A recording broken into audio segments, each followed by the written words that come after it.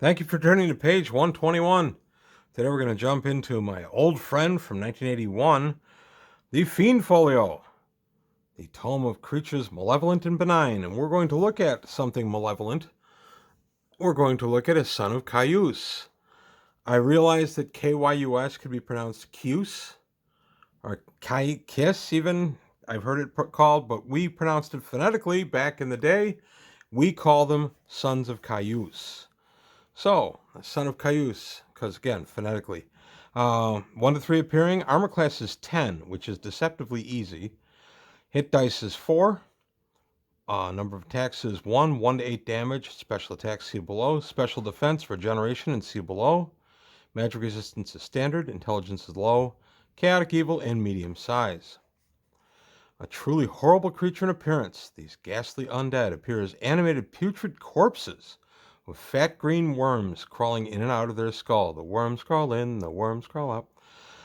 Kyuss was an evil high priest, creating the first of these creatures under instructions from an evil deity. Since then, these sons have increased considerably in numbers.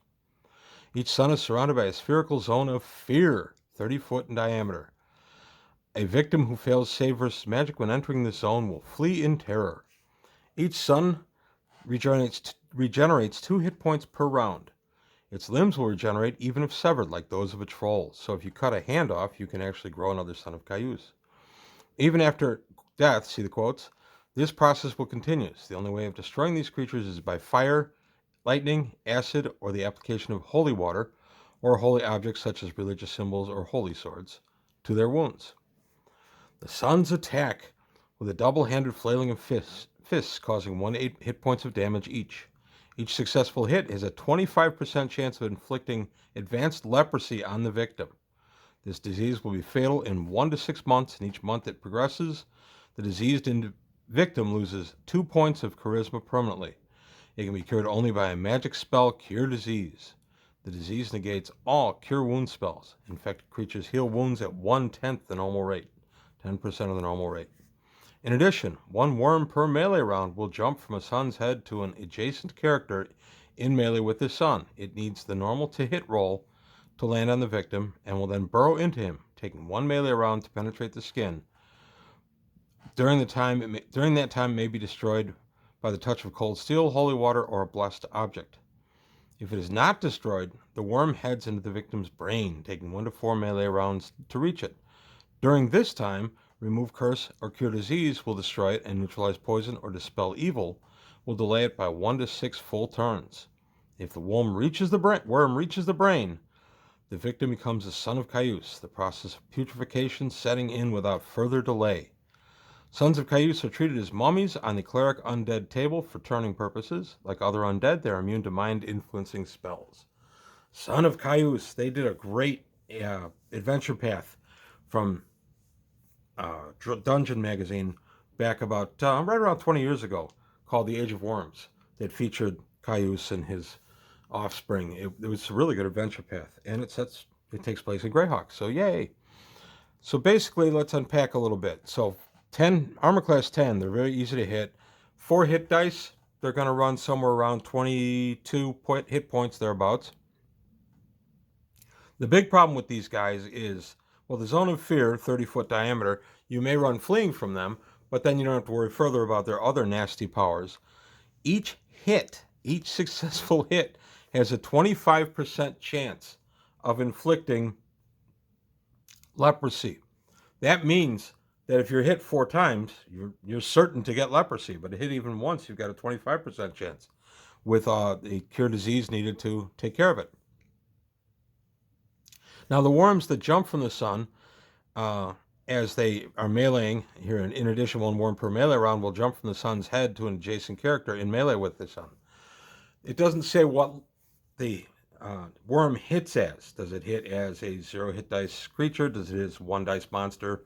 I actually rule at my table, and this is only my table, that the son of Kyuss actually kind of directs the worm, so I let it hit as if it was a 4 hit dice creature, just like the son himself. So it leaps off the head, it has a chance to hit the armor class of the victim as a 4 hit dice monster, and then we go from there with all the other stuff that it does. Sons of Kyuss They're wonderful. Uh, I've used these many, many times. I still use them. My players hate these things. These are even good at high levels. Now, level of encounter with this guy would not be around fifth level. For my money at my table, I make him be a little bit higher. I want him at least have access to some of the curatives here, uh, to cure disease and uh, remove curse or stuff like that. I want them to have access to some of that so they can do it. But the problem becomes you usually have more than one character affected by a Son of Kyuss. We had an encounter years ago with these guys where, in fact, multiple players were infected. So the only cure that they had, well, they used the cure disease and some other stuff, but they still had two players that were stuck and they had no way to cure them. So what the party did was they hit them with sepia snake sigil, and the sepia snake sigil put them into suspended animation, made them immune to attack, etc., etc. And then the players did their resting stuff, got the spells back that they needed. So they had the player characters that were infected but they couldn't cure in the sepia snake sigil. The magic user who cast it at my table, I allow him to use dispel magic, and it has 100% effect against their own spells. So I allow them. He has to use 2 dispel magics to get rid of the sepia snake sigils. But that's what he did. He used 2 third-level spell slots to take Dispel Magic and then dispel these sepia snake sigils, and then they were able to do the cures the next day once all the renewables had been renewed. So it was one way to save somebody. You put them basically into stasis, a la science fiction. You buy yourself some time to get the curatives you need, and then you bring them back out. But great encounter. I definitely would count this as a higher level encounter. And in fact, I have used them as high as 10th and 12th. But what I do there is I modify the armor class from a 10, which I always wondered if it was a typo. But I've modified the armor class from a 10 down to maybe a 3 or a 2 just to make them a little more formidable, a little tougher to hit for the 10th level characters. And I've even put some of these in with higher hit dice. So 4 hit dice, I've doubled that up to 8. I've left everything else as it was. But these guys are very formidable, and you basically don't want to melee with them. You want to take them at range with either missiles or, optimally, a cleric just turning or disrupting them. That would be your best way to deal with these guys. But let me know what you think. What kind of fun have you had with Sons of Kyuss at your table? These guys are one of my favorites, but one of my players' least favorites. But things may be different at your table. Let me know. But in the meanwhile, I want to thank you for your time. Thanks for watching. Please leave comments below, like and subscribe. Tell your friends. Take a look at the Patreon, see if you can help me out there. And I'll see you next time on page 121.